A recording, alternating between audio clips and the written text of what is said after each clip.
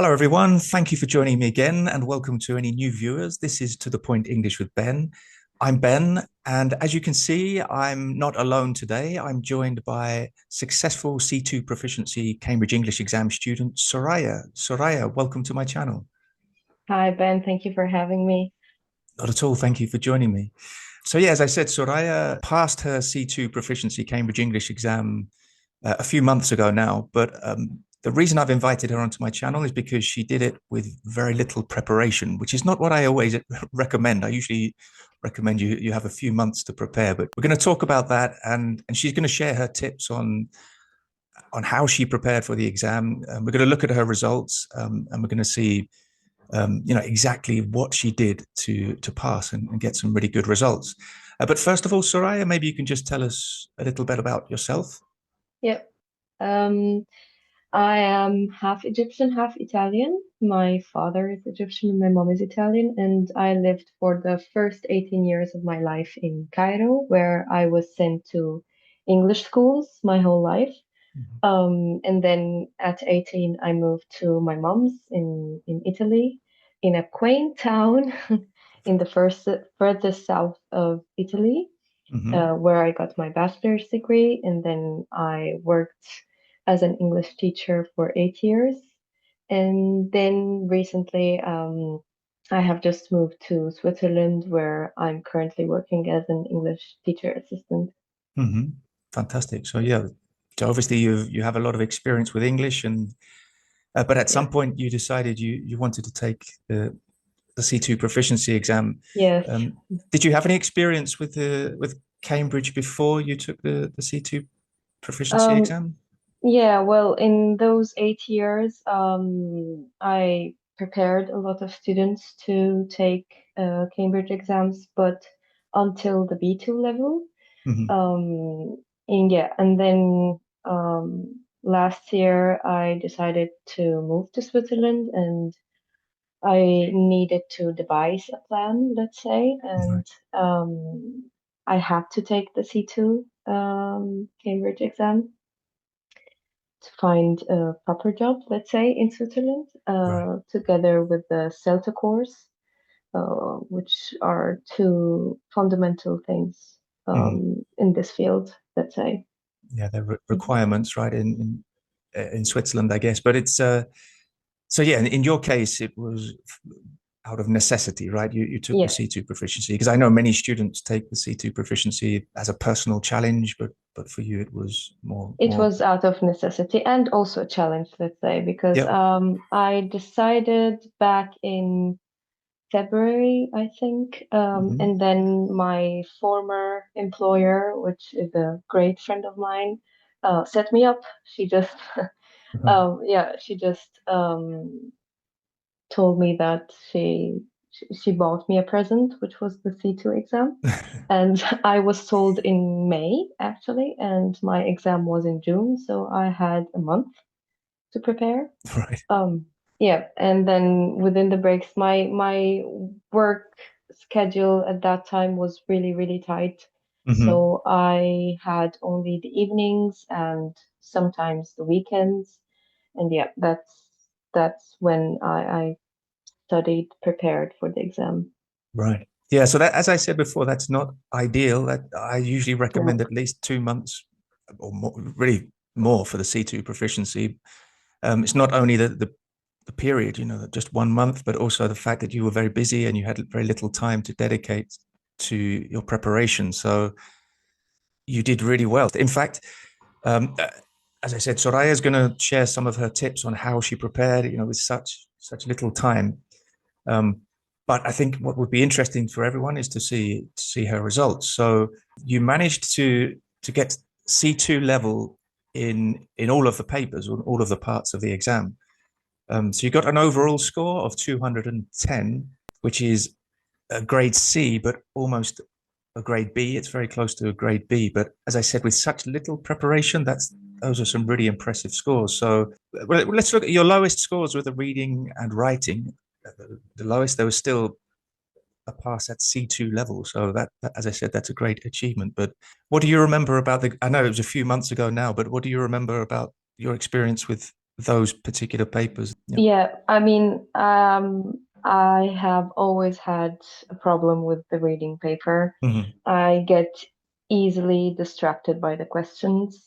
Right. So I had to find an easy and fast way to not get distracted and to maintain a high level of concentration.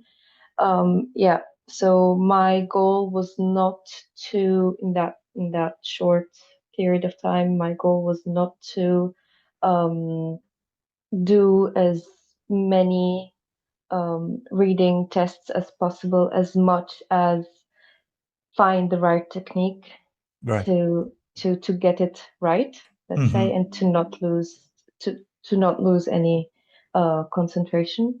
Right. Yeah, that was my goal with the reading paper. Concentration, yes. So, I mean, Yeah, the reading and use of English is the first paper. Obviously, the reading and use of English is, are now together as one paper, but yeah, they're evaluated separately. But concentration is so important in the whole of the exam, and it's difficult to stay focused for almost 4 hours. yeah. It's And a I real challenge. remember on the day of my exam, my reading paper was all about numbers and distances and Right. time to cross borders, and I'm not really good Mm. with numbers. Right. That's why I prefer languages. Yeah, so I remember my mind just went blank. I had a really foggy brain on the Mm. day of my exam, and the reading and use of English was the first paper that I had to deal with.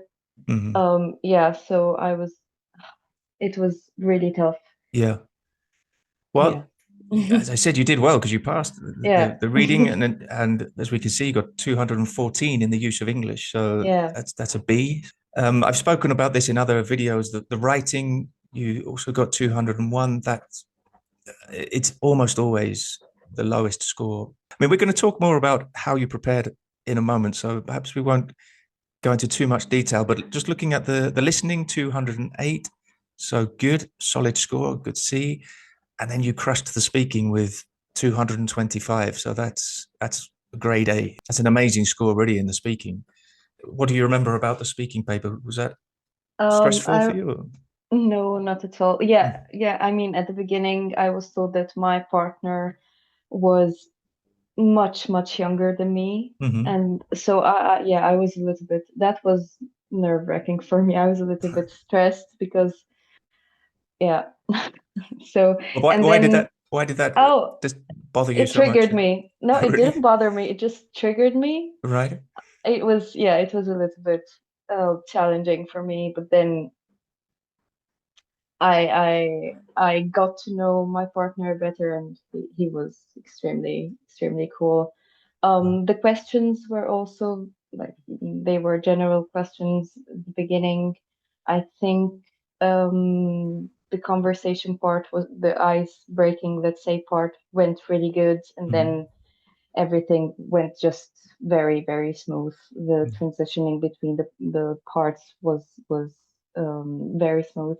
Right. And the last part was I'm not sure, but because my recollection of things is very poor, but Mm-hmm. I remember my answer. I think the question was about how would you prepare for a successful event? Mm-hmm. Uh, and my answer, I just um, like talked about weddings in Italy because the Right. preparations of weddings in Italy are a big thing, big deal. Yeah. Like people tend to prepare for a wedding for a whole year. Oh, really? Yeah, so the invitations can also be sent a year before. Mm-hmm. So yeah, that's what I talked about, and I remember the examiner just laughed. Right. Um, Apparently, yes, it was an unexpected answer, and I didn't really get get it. Like she was laughing, and apparently because it was an unexpected answer. But yeah, I think that's why I got an A. Yeah. Well, I was thinking it's a good answer. It's a good idea because Yes. sometimes it's difficult to think of what to say, and that I think that's Yeah. a good. And I think it's probably a good sign if the examiner is laughing because that I think an examiner will never laugh at you. They're just laughing with you at the what you're saying because and Most that means probably. it's natural and relaxed. So yeah, it sounds like a yeah. That's why you got such. Well, it's not that the only reason, but Yeah, I think if at C2 level, really a big difference between sort of the C2 proficiency and the C1 advanced is that you should be natural. You should be able to natural. speak. At C1 advanced, Absolutely. people may be a little bit more sort of robotic and Absolutely. stiff, but at C2, if you can just kind of enjoy it and just treat it as a nice chat, then the examiners really appreciate that and notice it. So obviously, that's it worked for you. You got a Yeah, really good that score. that was the first thing that came to my mind, and Yeah, I just said it. So yeah, I yeah, think perfect. yes, being natural was is a fundamental um criteria, let's say, for the C2 speaking exam, together with, of course, a high range of advanced vocabulary, expressions, and Yeah. grammatical structures. That's also very important. Well, this is Mhm. why you're right. Of course, yeah. You need to demonstrate a wide range of advanced vocabulary, but it must be appropriate. I think a big mistake some students make is just they try to squeeze and throw in advanced words and expressions when they're not really the best words or best expressions for the context or for that moment. So it's not just learning a list of advanced vocabulary and trying to find an opportunity to squeeze it in. You should at C2 level be using the most appropriate word and the most precise vocabulary and yeah, and grammar too. And it's all about appropriateness and precision, which is something that's very difficult to because when we're talking about the fact that you had 1 month preparation, that was literally Yeah. preparing for the exam. But of course, all your life experience with English, you have obviously you speak very well and you have a good range of vocabulary and you use the grammar accurately. So that's so important. So good. So you got a grade C, almost a grade B, but some really good scores there. But really, the key here is the fact that you managed to do it with so little preparation time, just 1 month. As I said, I don't recommend that to students. It's not ideal. Always recommend at least 2 months, but to guarantee you get the highest score possible, up 6 months or even more. But Soraya did it in 1 month, and I know many of you out there may, for whatever reasons, whatever your circumstances, maybe you have very limited preparation time. So I think Soraya's tips are going to be very useful to you, to many people out there. So not just C2 proficiency students. A lot of these tips are valid for B2 first and C1 advanced students too. So Soraya, yeah, you have some tips I think to share for how to prepare with such limited preparation time. So what would your first tip be to prepare for the Cambridge exam? Well, my first tip would be, of course, purchasing your course.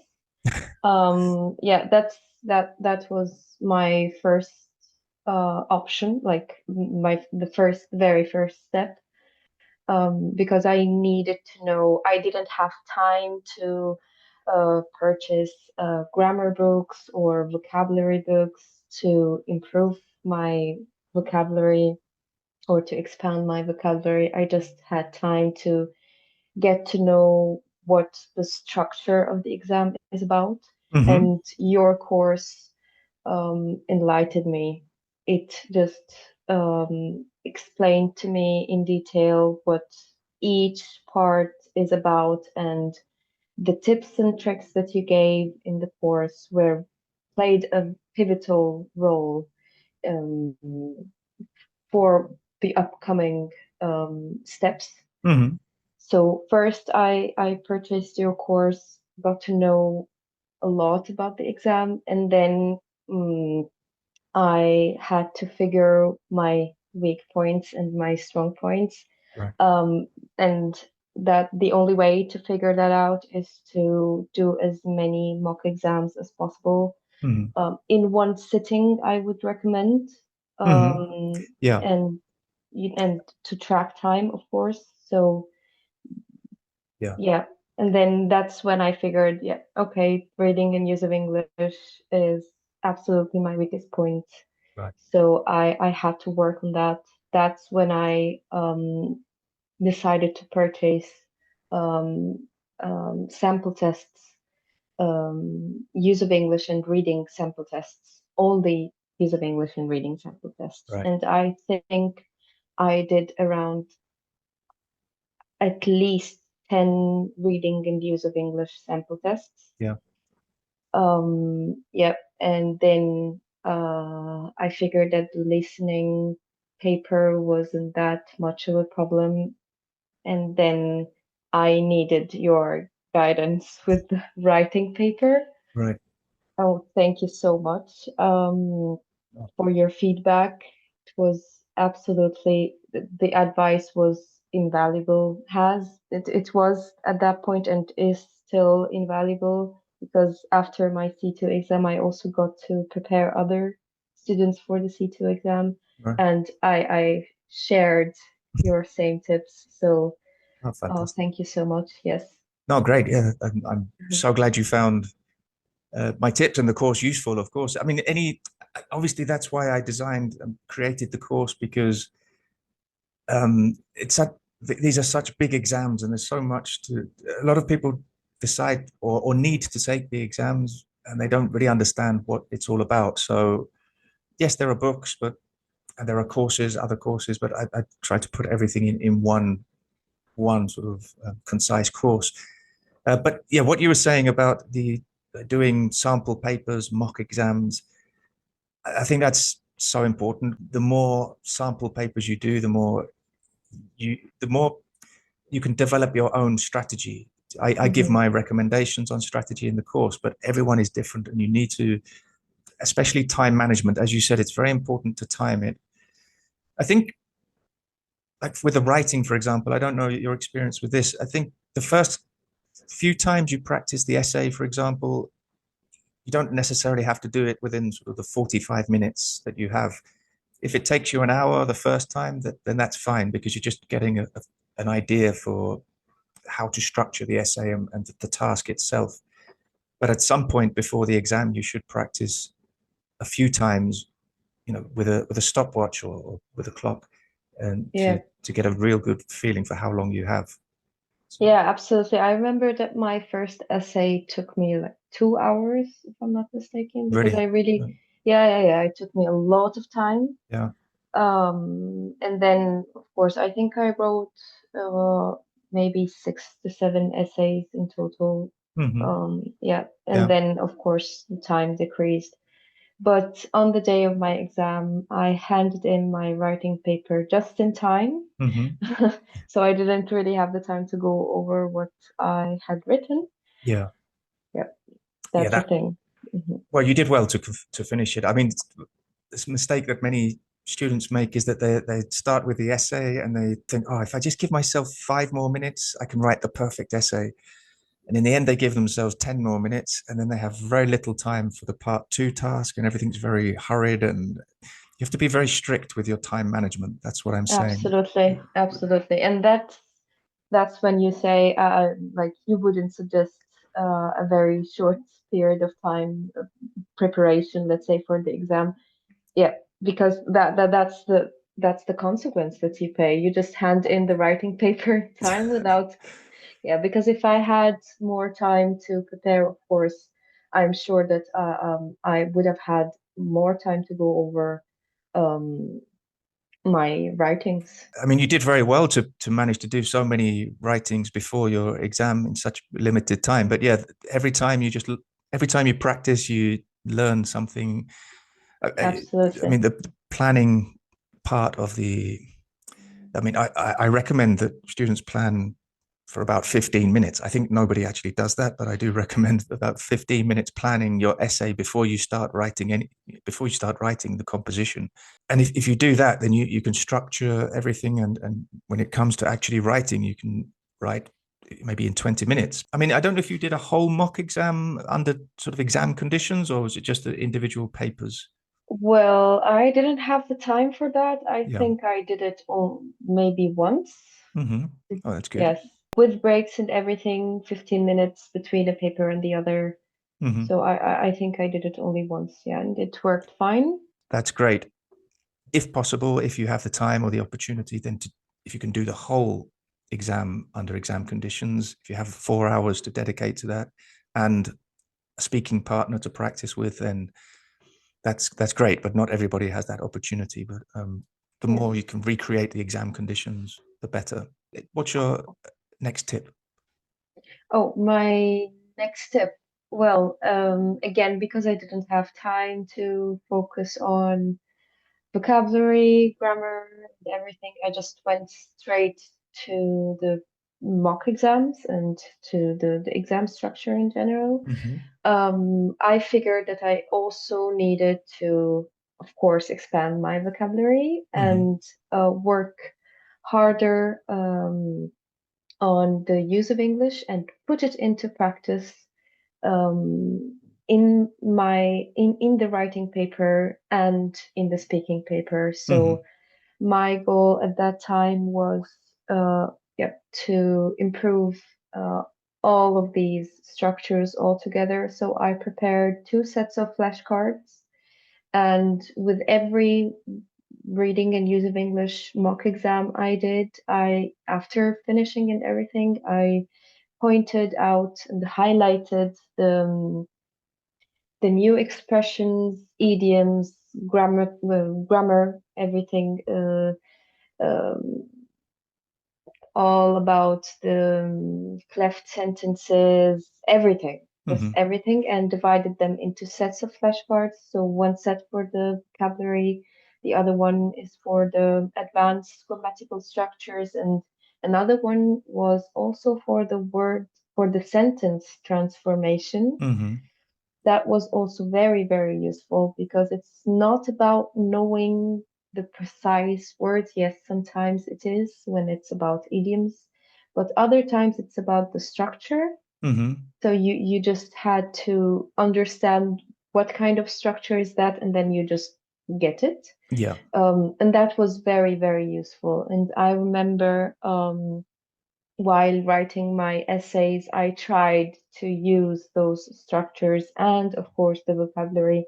But as you said, appropriateness is the fundamental criteria. So one also needs to know when and when not to use these structures.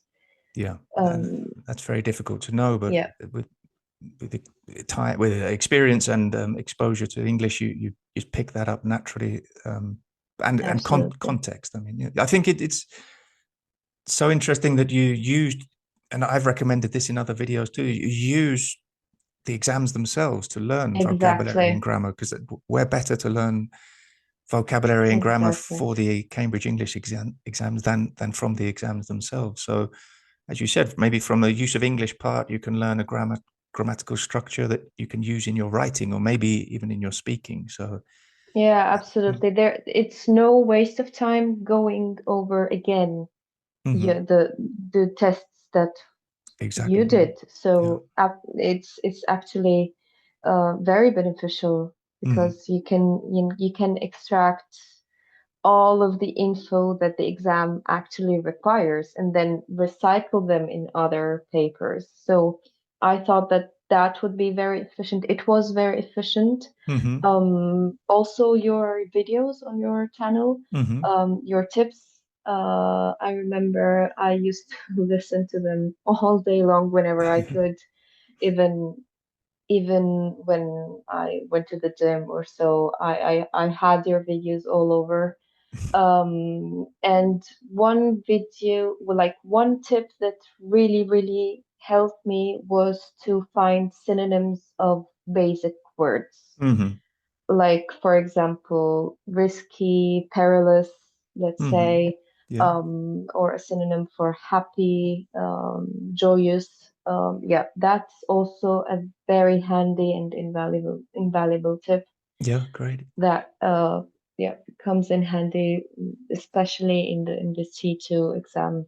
Yes. I think it's during your preparation, you can actively study synonyms for basic words. As you said, I've made videos on that, but it's just really in your writing, when you're writing your essay, for example, just think, do I know a more Exactly. advanced or more impressive um, word or expression to express this idea. Also with the grammar, maybe you just write a basic sentence and you think, well, could I write or could I express this idea in a more sophisticated way using cleft sentences, as you said, or conditional, whatever. But just thinking twice before.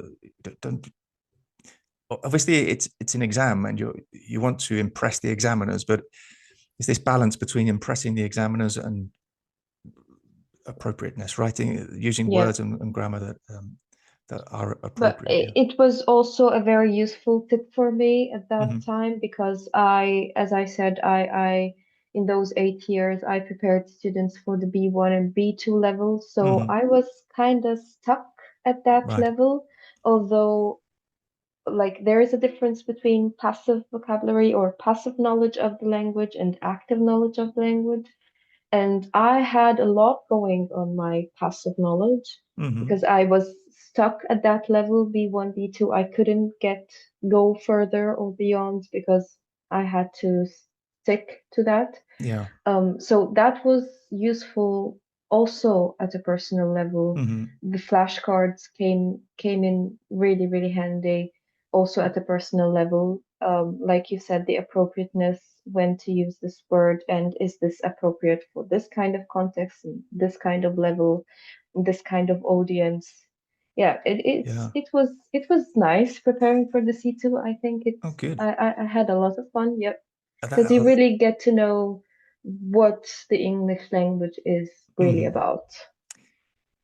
Yeah, that's so interesting you say that because a lot of people hate exam preparation. Yeah. It's like a nightmare for them. I mean, I was thinking when you were saying you're watching all my videos, and I know many people kind of get obsessed with just finding as much material as possible to help them. And my videos come up on YouTube, and I think once they've finished the exam and hopefully they've passed, the last thing they want to do is see my face ever again because they've had enough of the exam. But if you can enjoy the experience, and it is beneficial. I mean, a lot of teachers say there's a lot of debate about whether exams are good for your level in general because you know there's a lot of you spend a lot of time just learning the best strategy to pass the exam. But I see, especially with very high level students like yourself, and often teachers who are perhaps using English every day in their classes, but quite a lower level of English, that the exam gives them an opportunity or gives them that push and motivation to make the effort to expand their vocabulary, revise the grammar, or learn new grammar concepts, and it can push you to that next level or give you that motivation because Exactly, yeah. exactly. Like if one would watch a film, let's say, and Mm-hmm. would get 99% of that film, Mm-hmm. and then have a conversation with a native English speaker and realize that not all of the expressions that he just understood watching that film are actually being used. Mm-hmm. That was me preparing for the C2 Right. exam. Exactly me. Yeah, Yeah. yeah. And I had to move from this to that. And Right. I had to find a way. Well, you Yeah. did it very quickly, and that's the thing. I mean, because that it's all about paying attention and understanding these nuances. Like, just because I think when you start learning a language at low level, you pay attention because you have to, because you need to learn everything to be able to communicate. But when you reach a certain level where you have enough to be able to communicate and to do most things, to understand films, read articles, you kind of relax and you stop paying attention, you stop making that extra effort. But when you Mhm. have to prepare for an exam, it forces you to really Yeah. analyze things and Yeah, and the flashcards were designed in a systematic way, let's say. Mhm. So I remember, unfortunately, I left everything back in Italy, but I remember that my set um, of sentence transformation. I used to write on the front the sample sentence with the Mhm. blank, and Mhm. then the answer on the back. Right. And like I used to spend a lot of time on only one flashcard, because I forced myself whenever I got the answer right. I forced myself to come up with like this similar structures, but for another context, let's say, so that Right. I'm sure that it's inside, like crystallized in Yeah. my mind. Yeah, that's Yeah. also very useful. That's great. Yes, that use it or lose it concept. You know, Yes, if you're not, you could just understand it and get, maybe you get the answer right. Maybe but a lot of students would just think, okay, I got that right, so I know that I'll move on to the next one. But if you can spend some time coming up with more examples and using it in context, because as you said in that, it's part four you're referring to, right? The yeah, keyword transformation. It's strange. It really is sentence transformation, but the name of the part is keyword transformation, yeah. which I still call it sentence transformation. it's, I'm it's sorry. it's more logical. It makes more sense. I Yeah. don't know why they called it keyword transformation when the one thing you must not do is transform the keyword. But anyway, that's a Cambridge issue.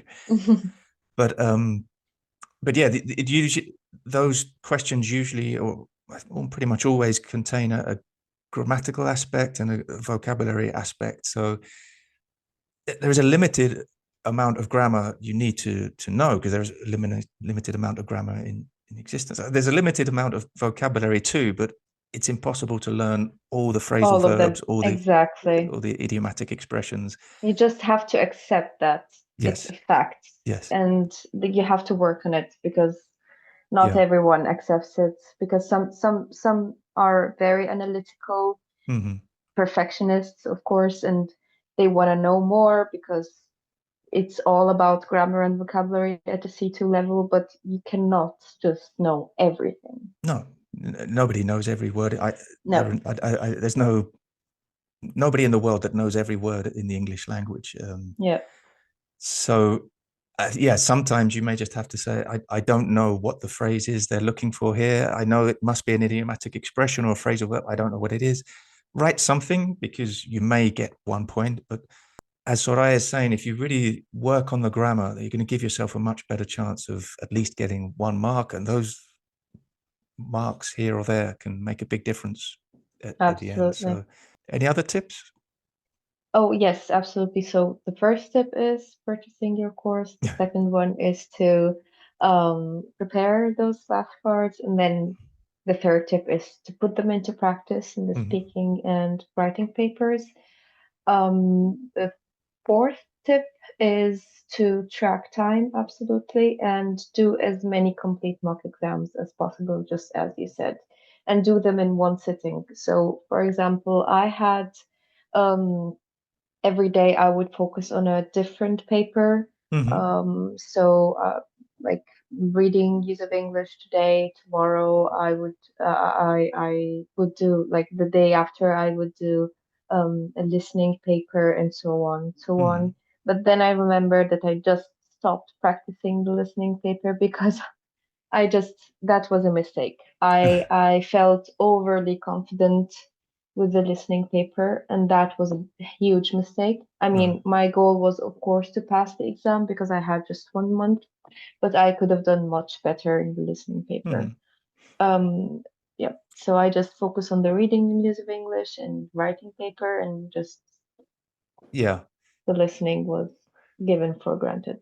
Yeah. Well, I just checked. You got 208, so that's a pretty good score. But you feel you could have done better, and Yes, that is a danger. We do tend to rest on our laurels a little bit when we feel we have a strength and think we don't need to get a bit overconfident, um, because this is a very, very difficult exam. So you do need to work on your weaknesses, of course, but also work on your strengths, because it's the global score that counts. So if you can improve one, even improve your strength, then you're going to compensate perhaps for a weakness. But yeah, so when did you realize that? Was it after the exam that you realized you should have studied or practiced the listening more, or was it during the yeah, preparation? absolutely, Yeah. absolutely. I mean, I just at one point I just threw in the towel, let's say, with Right. with as far as the listening paper is concerned, because I found it quite easier, let's say, than the Mm-hmm. other papers. Mm-hmm. Um, eh, and then and that's where my fourth tip, I think, no, fifth tip Mm-hmm. comes in Yes. regarding the technique. I Mm-hmm. found as I said, I get easily distracted when I find questions. Hmm. So this is this is like I said that when I talked about the reading paper, and it is the same, of course, when it comes to the listening paper. So my technique was to just ignore the questions and the answers, because some would also suggest just reading the questions, Hmm. then listening, and then look into the answers. But that's really confusing for Hmm. me. I mean, I would just ignore everything. Sometimes I would even close my eyes just to not get distracted and listen. Hmm. What I found hard at the C2 level, like the audios were 10 minutes long, maybe five Hmm. minutes long for first time, and It's like repeated. in Yeah. total Yeah.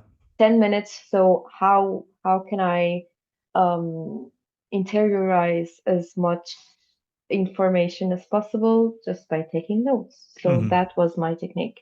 Right. I would listen, take notes, and then at my second attempt, I would start sneaking a little bit and check on the questions. Right. And yeah, that's how it worked with the listening. And that's what I did also on the day of my exam. Yeah, it's interesting because it obviously worked for you. You got a good score, but I think that it is as you suggested. You have to find your own personal technique. That's why it's so necessary Absolutely. to do practice, because there is a lot to do. It's very difficult to read and listen at the same time. To read the questions and listen for the information at the same time. You do have time. It give you, depending on the task, 45 seconds or 1 minute to read the questions first. So you have an idea of what you need to be listening for. But yeah, you don't want to be distracted. I mean, this is the last paper of the exam, or maybe you'll have the speaking afterwards, but it depends. So you're going to be tired and you really need to make a big effort to concentrate. But some people, and in my course, I recommend you just underline the key words that are going to help you find. Like, often it's all about feelings or opinions or emotions. So in the multiple choice options, for example, if there are words related to feelings, then underline those and then listen out for the synonyms. Unfortunately, the C2 level, it's often not that simple. It's not just about identifying synonyms. It's more complicated. It's about how the idea is expressed. It's paraphrasing. So it's really important, as Soraya says, to get a feeling for the gist of what is being said. And then perhaps the second time you listen, I try to listen for the specific answer and the details. But for me, the key point you're making there is that everyone has to find their personal The technique. personal technique, absolutely, absolutely. Because I remember I would at school they would give me the same advice. Hmm. Just highlight the keyword and then listen and then read the answer. That's like how Cambridge exams are introduced, let's Hmm. say, in schools in general. Yeah. And that for me was very, very hard, because it just my ears would stop listening, and Right. my eyes would stop reading the text, because my brain was only focused on the keywords of the questions. Okay, I see. Yeah, so that's the same with the reading. My Yes. technique was to read the whole text without looking at the questions nor or the answers, and then get to the questions one by one Yes. with the answers. Go back to the text, where a text that you had already read, so Hmm. you know where the answer is, or the Yeah. part where this question is about. So yeah, Yeah. That's definitely the best way for doing the reading. When you're reading, the difference is you can go back and forth. You can read the paragraph or the sentence as many. Well, there are time limits, but you can read the paragraph many times. You only have two opportunities to listen to the audio, so it's tricky. I think it depends on your level or your level of listening comprehension. If you yeah, can also. absorb and really get and understand the first time, then that I think it's a a good strategy, and it worked for you, obviously. But yeah, definitely in the reading, it's better to read the text then see what you need to be looking for, because if you think too much about the questions, you're going to be distracted. And Cambridge deliberately put distractors into the questions to make it difficult, because it's a difficult exam. So you don't want to fall into their trap. But yeah, so that I think that's a very good piece of advice. Yeah, find your personal technique, but don't get distracted by the questions. So I think those are all your tips, right, Soraia? I think, yeah. Those fantastic. are all my tips. Yeah. I think that's very useful for anyone who's preparing for, as I said, any of the B2 first, C1 advanced, or C2 proficiency Cambridge English exams, but especially for those of you who have either left your preparation to the last minute, or like Soraia, that you didn't have an alternative, you just had very little time to prepare. So hopefully that will help you there. So Soraia, thank you so much for that. That was fantastic. Do you have anything to say before we go? Thank you so much for having me and for this great opportunity. Thank you. It was my pleasure. Thank you so much.